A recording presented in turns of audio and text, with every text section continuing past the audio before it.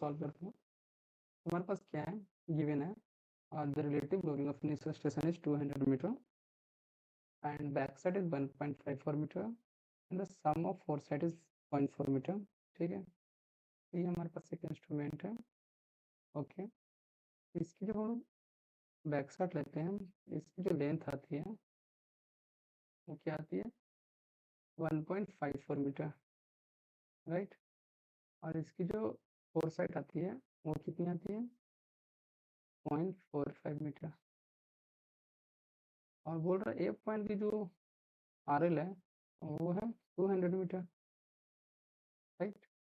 इसकी कितनी हो जाएगी डिस्टेंस, इसकी RL कितनी हो जाएगी, इसकी बात करें तो इसकी RL हो जाएगी बी पॉइंट की, वो हो जाएगी 200 प्लस 1.54, ये हो जाएगा 201.54। अब सिंस ये हाइट 201.54 है, इसका मतलब ये क्या हो गया, ये हमारे पास 201.54 हो जाएगा। तो इस पॉइंट का लोकेशन क्या होगा, ये पॉइंट का RL ऑफ C वो क्या होगा हमारे पास 201.54 minus 0.45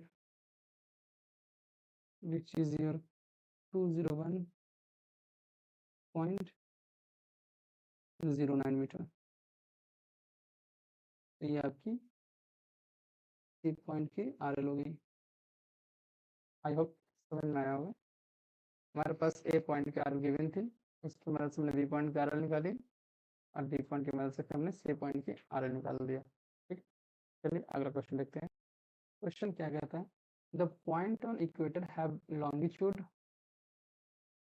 55 degree east and 25 degree west. Consider the radius of Earth is 6400 kilometre. The distance between 2 point क्या होगा, देखिए टोटल एंगल कितना है दोनों के बीच में, तो टोटल एंगल हो जाएगा 55 डिग्री प्लस 25 डिग्री। जो टोटल एंगल बना रही है वो 80 डिग्री बना रही है, राइट। अब हमें पता है क्या डिस्टेंस बिटवीन 2 पॉइंट कैसे निकलता है, वो होता है 2πr upon 360 into angle alpha, right. तो हमारे पास एंगल कितना है 80 डिग्री, बस वैल्यू पुट कर दीजिए। हमारे पास वैल्यू क्या आ जाएंगे 2 इंटू पाई इंटू आर की 6400 लेनी है, 360 अल्फा की वैल्यू 80 है।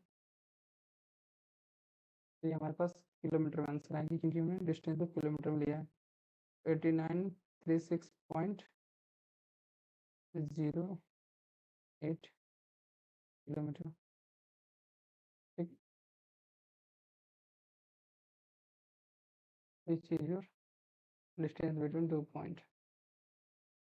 ओके, ये क्वेश्चन सिंपल ही था। क्या करना था ना, टोटल एंगल हमें पहले कैलकुलेट कर लेना था, फिर दोनों के बीच में जो कितना एंगल का टोटल एंगल डिफरेंस है 88 डिग्री का। अब डिस्टेंस 2 पॉइंट का डिस्टेंस निकालने के लिए हम लोग हमारे पास फॉर्मूला है 2πr इंटू एंगल अल्फा। हमने इसको सिंप्लीफाई किया, हमारे पास डिस्टेंस आ गया 8936.08 किलोमीटर। आई होप क्लियर होगा। चलिए अगला क्वेश्चन देखते हैं। अगला क्वेश्चन क्या कहता है, two contour of relative loving 60 metre and 70 metre separated by 34 metre along the deep. देखिए क्या कहते हैं, कहता है एक 70 मीटर का लोविंग है RL की पोजीशन और एक 60 मीटर की RL की पोजीशन है, राइट। कहता है इन दोनों की जो डीप डायरेक्शन की जो लेंथ है वो है 34 मीटर, राइट। और इसकी जो वर्टिकल डिस्टेंस है वो कितनी है 10 मीटर है। हमें क्या निकालना है, dip of the seam in degree. हमें डीप निकालना है कि डीप कितना होगा सीम का, ये थीटा निकालना है।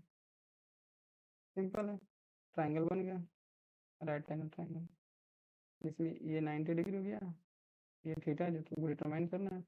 ये 34 मीटर है, ये 10 मीटर है।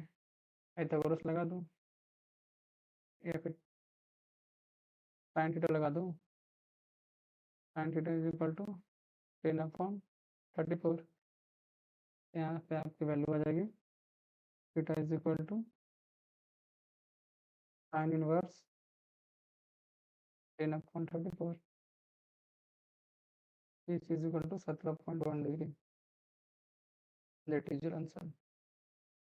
अगला क्वेश्चन क्या है, an azimuth of 330 degree correspond to a quadrant bearing. देखिए आपको पता होना चाहिए WCB क्या होता है, whole circular bearing, reduce bearing, ये निकालना आना चाहिए।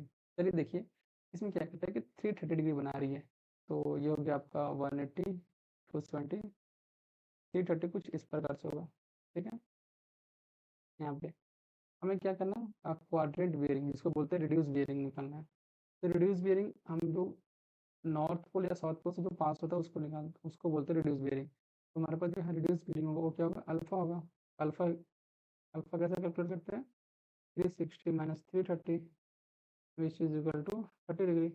अब इसको लिखते कैसे, तो देखिए नॉर्थ, ये साउथ, ये ईस्ट, ये वेस्ट, तो नॉर्थ वेस्ट मतलब नॉर्थ 30 डिग्री वेस्ट।